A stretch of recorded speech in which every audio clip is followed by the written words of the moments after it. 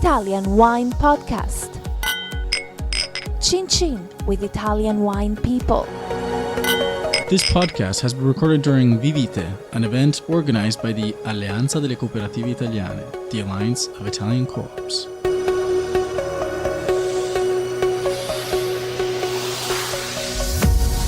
Hello, this is the Italian Wine Podcast. My name is Monty Waldin. My guest today is Graziano Molon, and Graziano is the direttore or director of Consorzio Vini Trentino. Right. So, what does Consorzio Vino Trentino mean, and what is it? Actually, it's a wine consortium. It's part of a beautiful Dolomites region in the north part of Italy.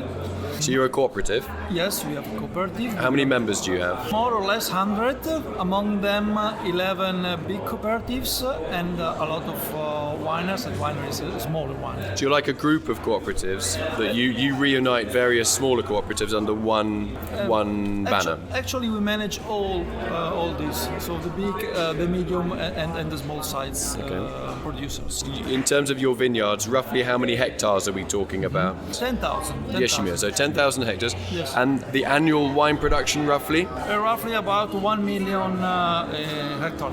Hectolitres, okay, so 1 million hectolitres. And what are your main grape varieties for white wine and then for red? The main grapes are white grapes. The first one is Pinot Grigio, the famous, and the second Chardonnay. And then we have, a part of the production, only more or less 25% red grapes. The king of the Trentino red grapes is the Teroldego, coming from the Germany Tiroler gold, so the gold from Tyrol, or Tyrol as you like. And we also have some very famous wine like Marzemino. It's a very famous red wine because Mozart, the famous composer and musician, he used to like very much in the past. Okay, I didn't know Mozart took his name from the Marzemino grape. But Yes. you learn something new every day. Okay, Yeah. so in terms of your market, what is your market in Italy and your market abroad? What's the percentage of sales? We have to divide into two different sides. First is the export market. US is the first market, and of course the number one is Pinot Grigio. It's very important export. The second market is Germany, traditionally because our region is near the border with Austria, so the tradition is going through north. And the third market is UK. And then we have actually quite interesting growing market in the Asian area, like China and Japan, and very interesting for our sparkling wine. The national markets, first export market US, second Germany, and third UK. Your sales in Italy, what percentage of turnover? Money or volume, whichever you prefer. Volume it's difficult to say. So around 85 million of bottles. So in the totally, so the turnover is very difficult because our big company sell in Italy, so they have a very volume in Italy, but also they export a lot, and we have not the whole volume of exports. Right. Okay. So in terms of Pinot Grigio, if you're selling a bottle of Pinot Grigio in America and you're selling one to Germany and one to, say, China, are there any stylistic differences, say, in terms of residual sugar for those three Pinot Grigio wines? Do you style them slightly differently? Actually, no, because in Trentino we work also with other regions in terms of production of wine. So we collect the wine from other producers and we sell it from Trentino. There is a very typical production from mountain. From Pinot Grigio, and this belongs to Trentino. This is very interesting. So what's the difference between a Pinot Grigio grown in your mountainous area and, say, one grown on flatter ground, maybe in, Friuli or something? Yeah, actually the terroir is different. Now through the DOC of Pinot Grigio Trentino Venezie, there is a huge Pinot Grigio area, but we try to make differences among the different regions. So each region has different taste and different terroir, where the Grigio can grow and have different tastes. But is that useful for you when you're making a blend, for example, for the American market? So we take a little bit of Pinot Grigio from the mountains, a bit from the plain, we blend them together. Of course, it depends on the taste and on the trend on different markets.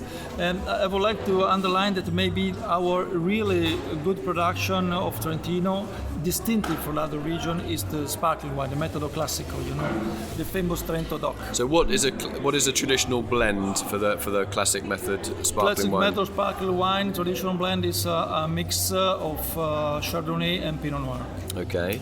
This is a very important Chardonnay, on average between 500 and 700 meters, so quite high.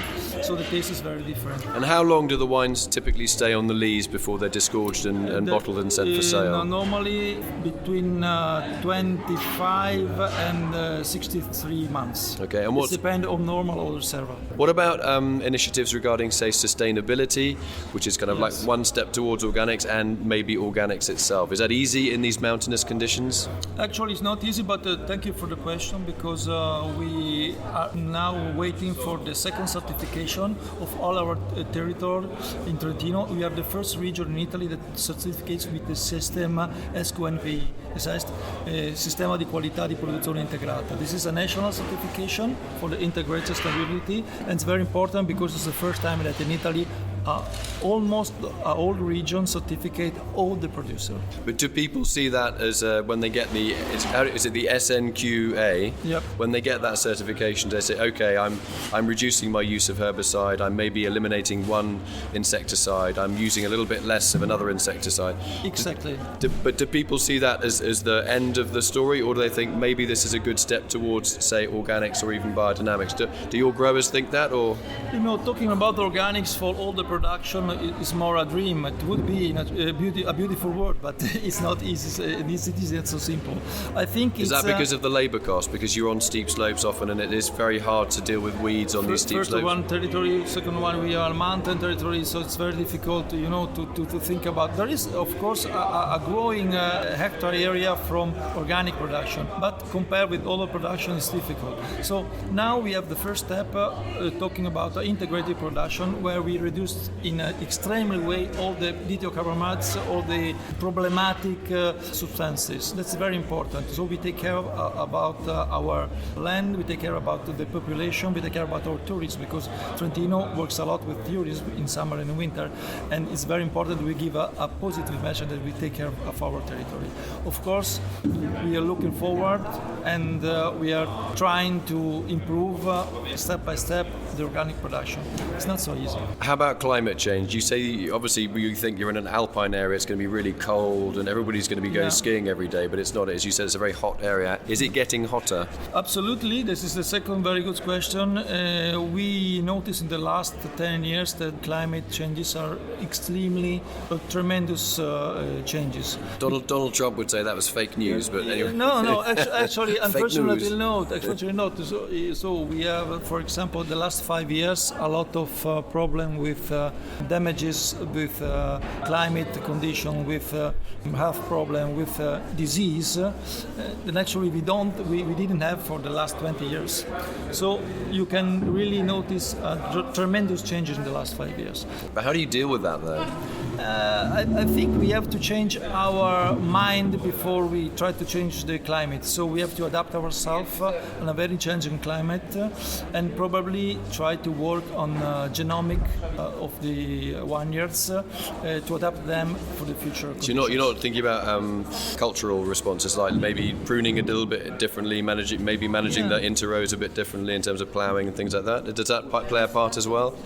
Absolutely. A correct approach to the agriculture method is very important to compete and to deal with this climate message. Are you working with any disease-resistant varieties or even hotter climate varieties? We are in a very positive cooperation with Fondazione Edmond Mach. This is a foundation, institutional research foundation, since more than one century in Trentino, and it's very important. We have a lot of programs, a cooperation program for research and for genomic researches. Just want to say thanks to our guest today, Graziano Molon, who's the Direttore of the Vini del Trentino Cooperative Group. Yep. It's been great to talk to you, talking about climate change and initiatives and all the rest of it, and I wish you every success with your sales, and I hope to come up and see you sometime. Okay, thank you very much. You're every time welcome in Trentino. That's very kind, thanks. Okay.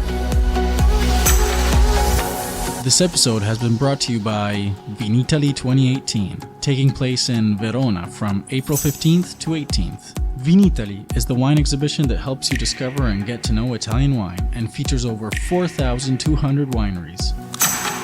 Follow Italian Wine Podcast on Facebook and Instagram.